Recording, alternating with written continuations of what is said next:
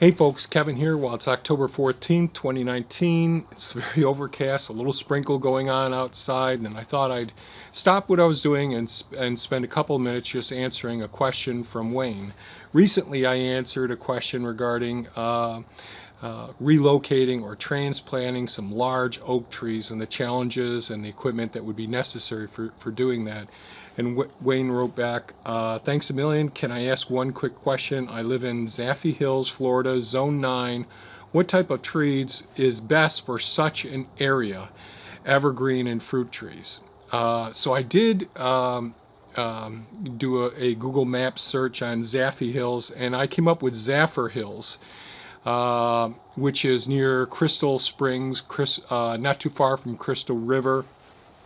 Really interesting geologic area with crystal clear water. That's how the name got described, and there's a water bottling facility there as well. It's at an elevation of 95 feet and above sea level. Yeah, it's a little bit closer to, it's in Central Florida, closer towards the golf course. And it's in an area that I think is really beautiful. We actually, not too far from there, did our introduction to cavern and cave diving courses years ago down in that area. And it's an absolutely gorgeous area. However, getting back to the question that you have, what I usually try to do when I get questions, specific questions about the types of trees and all, it really depends on what your dreams, your aspirations, your goals are ultimately for the property that you're on. Is this going to be a piece of property that you foresee yourself living out the rest of your life, or will it just be a place that they use for the next 5 or 10 years until some other event happens? And I always encourage people to really look in permaculture. We do zone planning, we do sector analysis, and we talk about sector analysis. What are those elements that affect the area? So in this area, we have heavy snows, overcast during the winter months, a fair amount of rain during the early spring and late fall. And we have early frosts and late frosts, so we have a short growing season, but we have gorgeous colors here. Where there's farming around in the area, so we have pesticides and fertilizers being utilized in this area. There's a landfill next door that we own property up next door to. It's an abandoned landfill. There's gravel beds right nearby. The farmer, one of our neighbors, has raised pigs in the past, so that the smells from the manure being spread on the fields could affect you as well. There's a sewage abatement plant not too far from us as well. There are many different things that could impact or affect us, including where the sun, the orientation of the property. If you're on a hillside, are you on the northern side of the hill, or on the southern side in the northern hemisphere, and therefore getting more solar gain? Is there tall trees around your property, so you're limited as far as solar gain for your gardens or for your fruit trees and so on? So we look at all of the elements that will affect us. And in Florida, one of the things we'd think about are, what about hurricanes and all? And especially with, I don't want to say climate change or global warming, I want to say climate crisis. This is a real concern. We're going to have more severe weather events, and I anticipate that even in the area that you're in, being at 95 feet above sea level, with the Crystal River Springs, a freshwater aquifer there, that will ultimately become contaminated as these severe weather events really affect the area that you're in more severely. So this is something I would be looking at if this was going to be my forever home. I'd really say, geez, if I'm going to be living another 40, 50 years from now, what can I expect in this geographic location? So those would be all things that I would be considering. You know, in this area here, we look at 100-year events, 50-year events, 10-year events. So we're prone to ice storms here, which, geez, in 2003 we lost over 200 trees here on the property. And these are things we have to take into account, power outages as a result of these ice storms and snowstorms here as well. In California nowadays, because of the wildfires and the grid system that's there, because of fear of lawsuits, they're actually shutting off power in those areas. In some areas, there's restrictions for putting water systems, ponds on your property, or putting roof catchment water systems. Water will become much more expensive as time comes on, as we go into the future. So these are all things that I think about. I know this isn't the specific question that you asked, Wayne, but these are things that I would encourage people to think about when you're thinking about investing time, energy, and money into developing a piece of property, your homestead, your forever home, or potentially for a capital investment that you're hoping for a return on that investment in the future as well. So that's a little bit of the background, the canned story that I would tell anyone at this point. Whenever I'm designing a system, I'm always looking at the resiliency of the system, and certainly the resiliency is dependent on all of those factors for sector analysis. So it'd be crazy for someone in Zone 9 to invest in the apple trees. So we have such a diversity of types of apple trees here on our property, because you aren't going to have the chill hours, the number of days at a chillable temperature that are necessary for fruit production in apple trees. Will the trees still grow? Yes, they'll grow in that location, but you won't get the benefit of the fruit. Certainly, whenever I'm looking at trees, I'm looking at what's the function of those trees. So we may plant black walnuts, as I've posted in recent videos. So we're starting a whole bunch of black walnuts, some of which I'll graft English walnuts onto for our own consumption, some heart nuts, butternuts, those sorts of things. But many of the black walnuts I'll be planting for future generations, so that they can not only get the nut harvest, so we can have it as a food supplement, a good healthy fat supplement, and certain phytonutrients as well, but also so we can harvest that hardwood in the future, which has a great deal of value. And also, whenever we're planting trees, is a way of capturing and sequestering carbon as well. So I'm always looking at whatever it is that I'm selecting, whether it's a nut tree or a fruit tree or an evergreen tree. What are the functions of that tree? What are the inherent characteristics of that tree? So around here, most of the trees that we have on our site are deciduous trees, meaning the leaves are going to fall in the fall. And that's an element that I really want to have lots of, because those leaves, as they fall, they're going to feed the microbial communities, all of the fungal networks on the forest floor, and we're creating multiple food forests on our site. So that's in our plan. Well, what's another benefit of having those deciduous leaves falling? Well, during the summertime, because of the lipid content in the leaves, in the surface of the leaves, not only is there chlorophyll there doing photosynthesis and removing carbon dioxide from the environment and putting oxygen into the environment, taking the sugars and putting it down into the root systems and feeding the other companion plants around there. But another major reason for having these deciduous leaf-producing falling leaves is because those lipids on the surface of these leaves attach to polycyclic aromatic hydrocarbons, these really tiny PM 2.5s and PM 2s, these tiny microscopic pollution, contaminants that are airborne that really aren't subject to the gravitational forces that hit the ground. They adhere to the surface of the leaves, and therefore they will fall to the floor of the force, and they'll be biotransformed into organic beneficial elements as a result of the fungi breaking them down.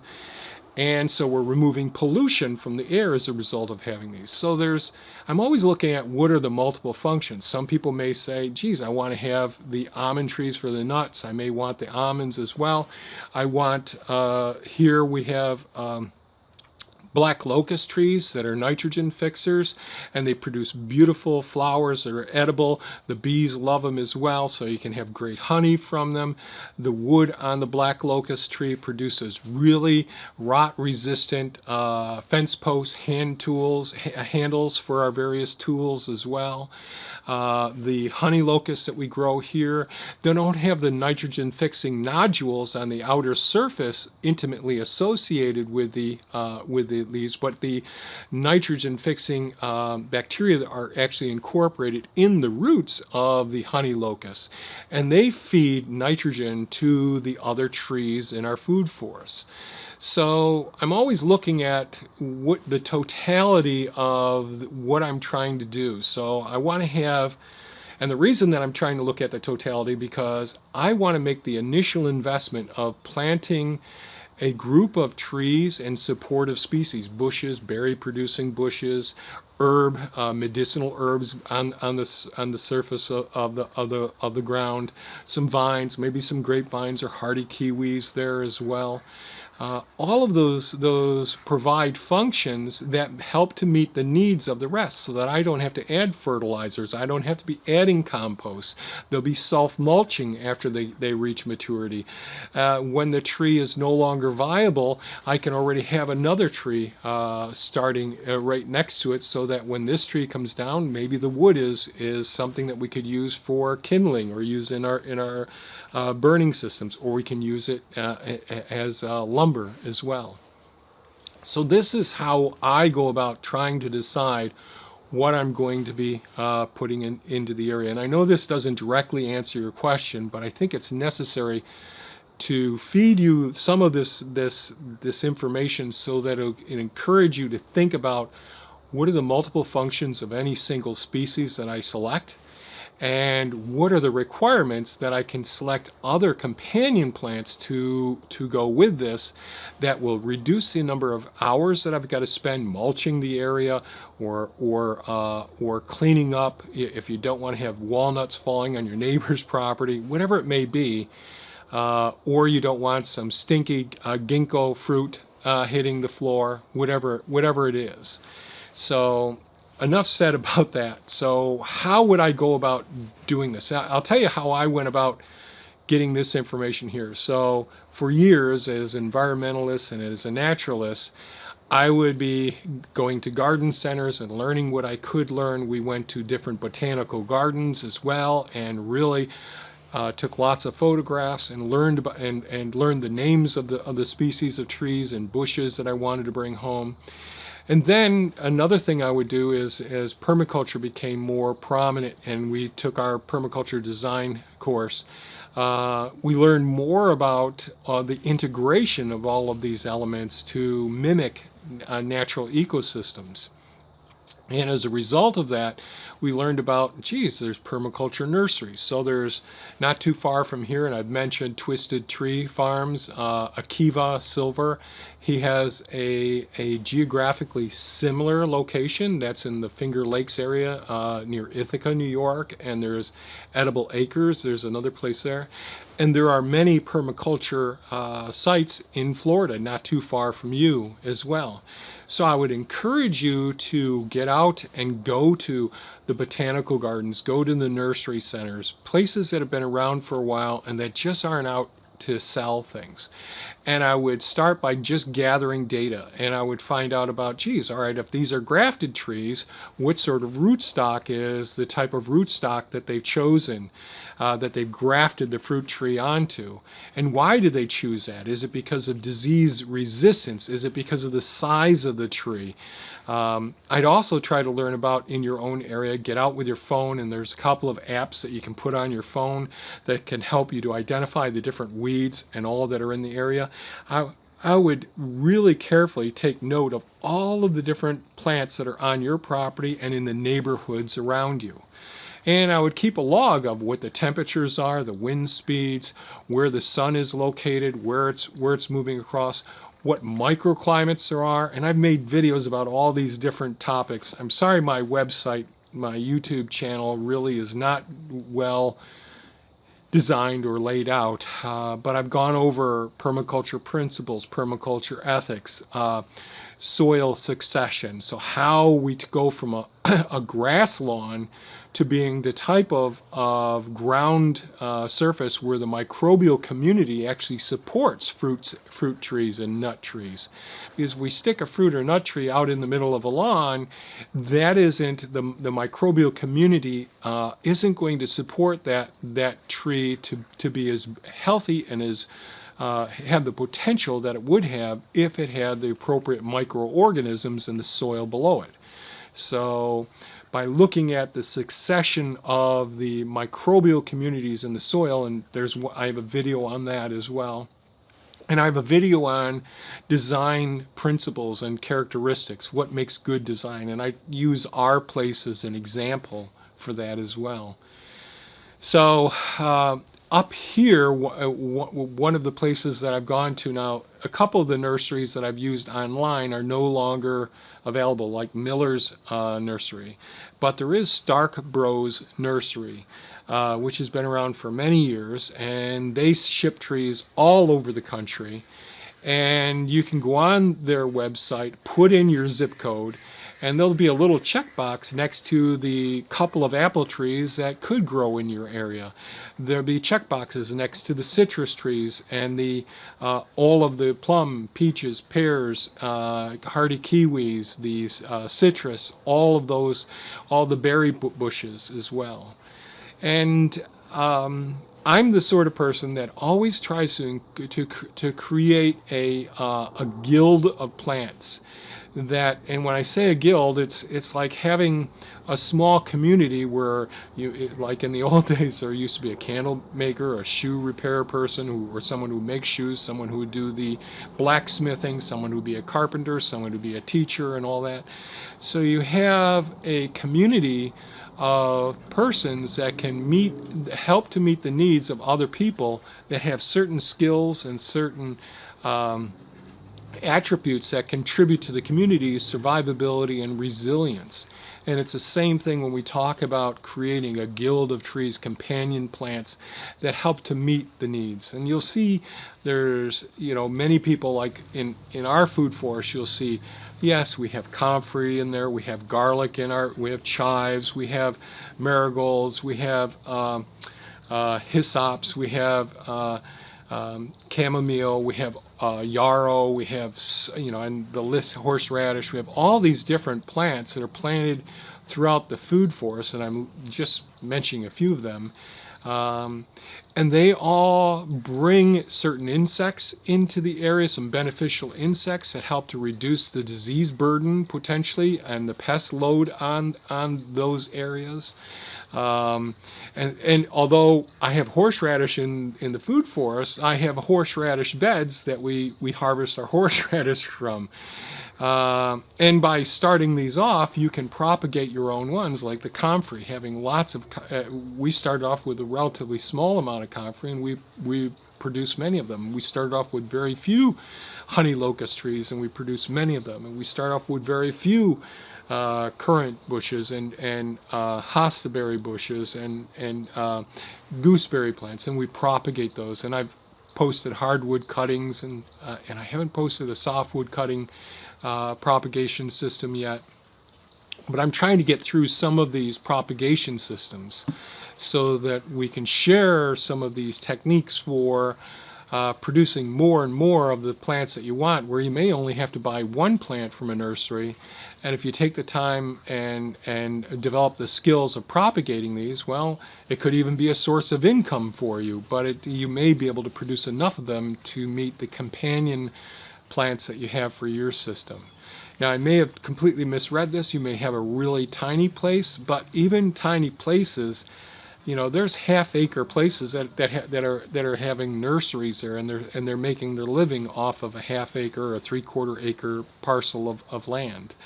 And there are people who don't even have lawns or places that they can grow things. They grow their fruit on their balconies as well. So by looking at what your limits are, what your dreams are, visiting with people that are somewhat like-minded and that are knowledgeable, that have a great deal of experience growing the different plants that you like, and are a source of knowledge. Now, you know, some of the elders in different areas can share with you, geez, I remember back 30 years ago this happened, and that happened when you know, about 50 years ago as well. So you can get an idea of severe weather events that happen in your area. You can get an idea about which crops, which trees did very well in your area as well. But I would start off really examining what your goals are and your aspirations, the duration of time that you're there, and doing a sector analysis, trying to determine what outside influences will affect your property, from people to the track of where the sun actually goes during the summer months, during the winter months. What are your resources that are always going to be available? Where's the redundancy? Because with redundancy, we have some resilience as well. So this was a long-winded response to your quick question, Wayne. But I wanted to create this video so that other people also could refer to this video and think a little bit more outside of the strict confines of what we can get trapped into. Because if you go to a nursery and say, geez, what fruit trees and nut trees and evergreen trees will work in this area, they'll give you a list of things and happily sell them to you, but it may not meet your needs and your goals and aspirations. And so many times I've seen people, and I've done it myself, I put trees in certain locations and I figure out, geez, I've got to move this. This one doesn't work here. And I'll be transplanting some of my trees here probably in the next couple of weeks because the leaves are falling, the colors are changing right now. So now's the time to get ready to start transplanting some of the trees. And then we get into the pruning season as well. So things that you always want to be thinking about is, what's it going to cost you? How much time will be involved, not just in getting these trees established and companion plants established, but how much time you're going to spend with that. How much work will there be at different times of the year as the years go on as well. I found over time that we have an abundance of things around here, but I want my systems that I establish to do the work for me, so I have to do less manual labor in the future as well. So if you found this video of value, please give us a thumbs up, share it with your friends. If you have any comments or questions or additional bits of information to share with the community regarding this information, it's greatly appreciated. Thanks so much for watching, folks, and have a great day. Bye-bye now.